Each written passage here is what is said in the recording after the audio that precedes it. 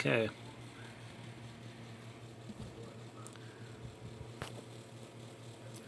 This is online here. Have to turn it on.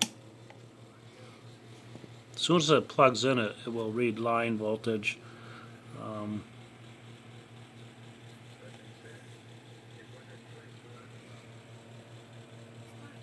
So what does it say?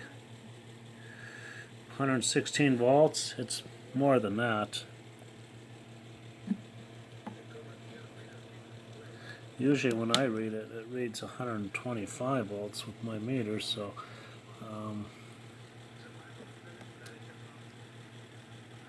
I'll go in the large one to the left is black, the short is green. I'll go in between. My filament voltage, which I didn't even look at, supposed to be 6.3, which is D. I don't know why they can't put the filament voltage markings there instead. But I made a mistake because I did not even look at it to begin with. So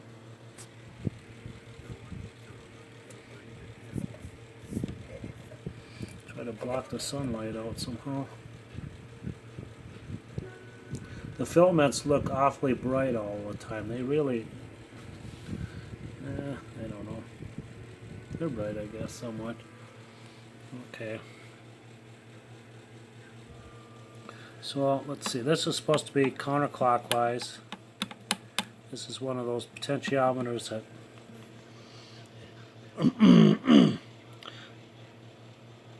okay, go to heater cathode.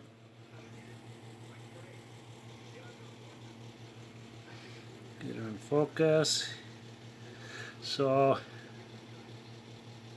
I guess that way is reject. Heater to cathode looks okay.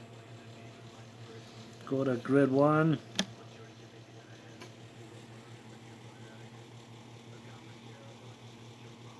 Definitely acceptable.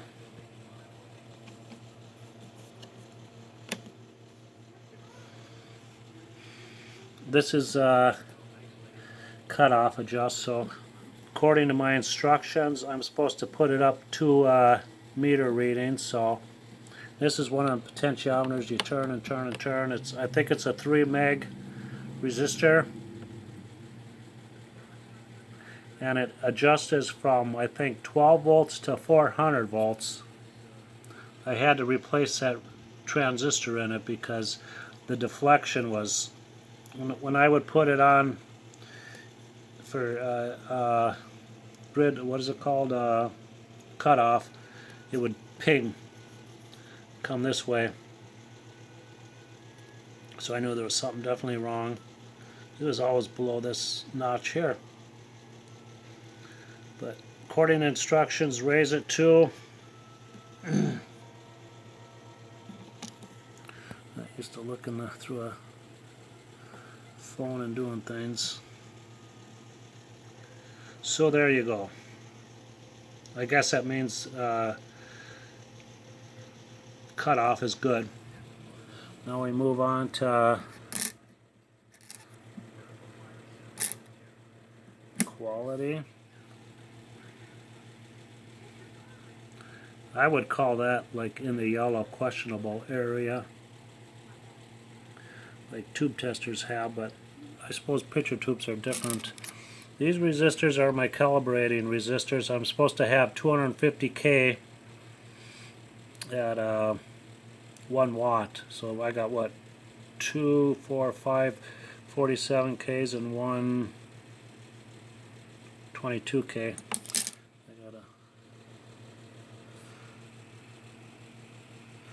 But when I was supposed to calibrate the fill-up for the filaments for 6.3 volts, I used one 6L6 tube. I should have used a couple or in parallel.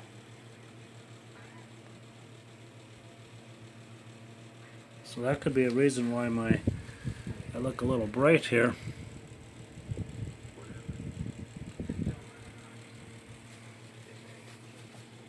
So there I am, sitting right there. Acceptable.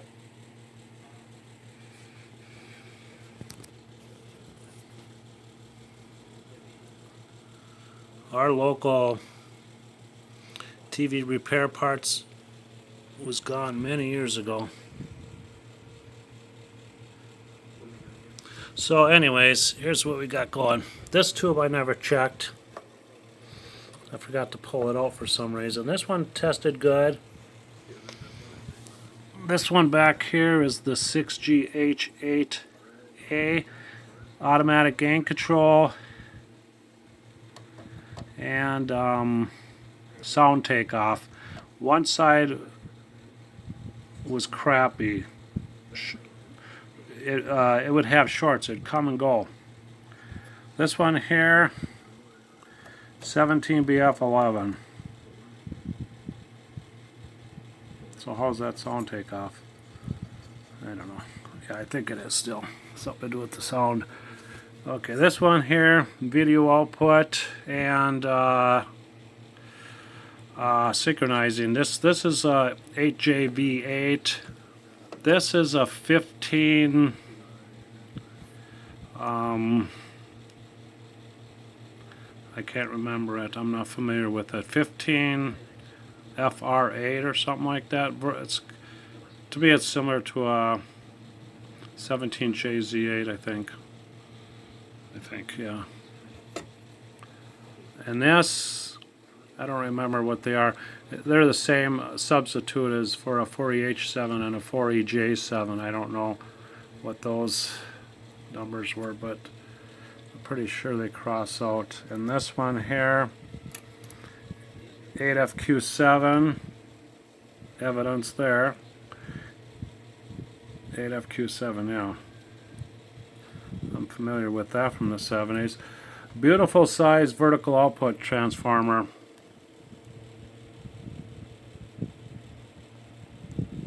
I like the size of that one.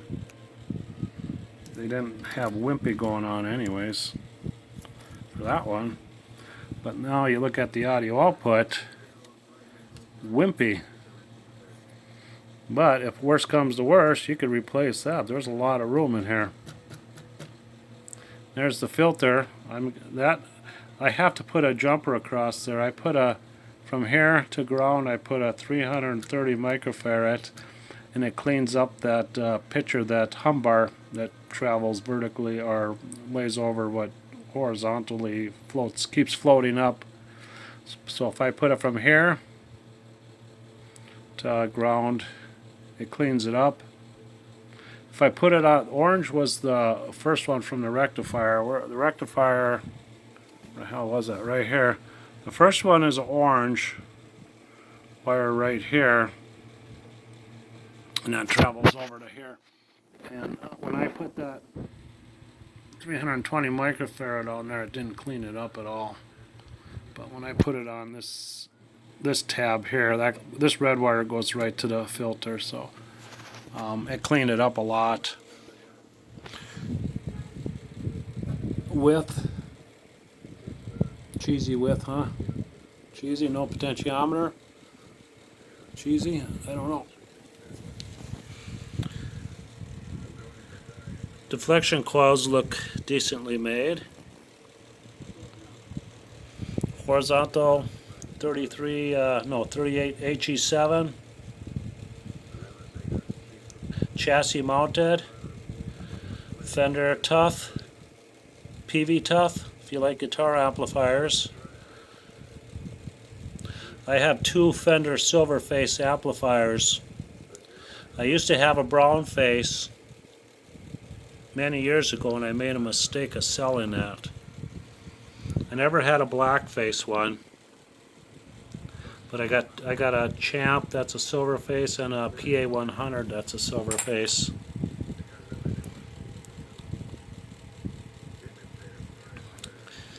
If you got the other ones, what I mentioned, you might have to burn them in today's world. But I'm safe. I got silver face.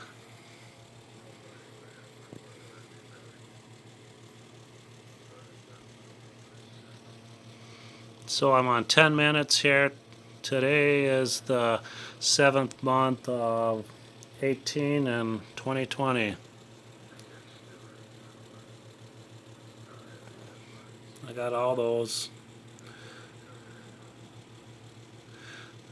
I don't have number 6. That was optionable because I got the original sheets and stuff with this thing. Schematic.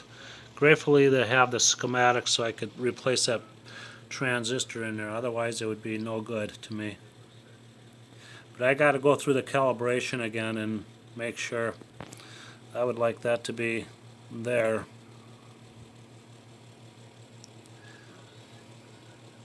But I want to really check on the voltage on the tube. And I got to remember when I'm done with it to always turn that down to A. A. Oscilloscopes you turn to your highest points and voltage points, and these you keep the filaments down.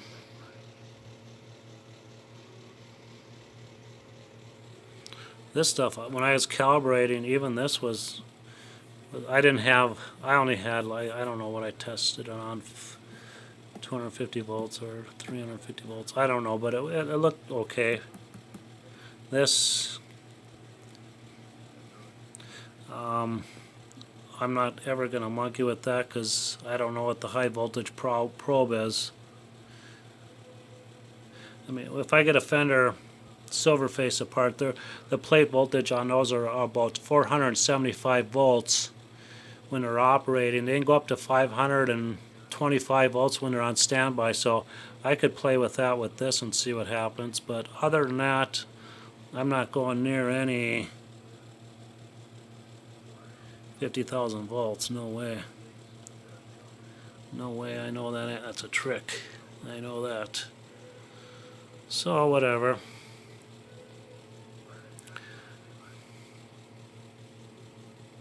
This is it.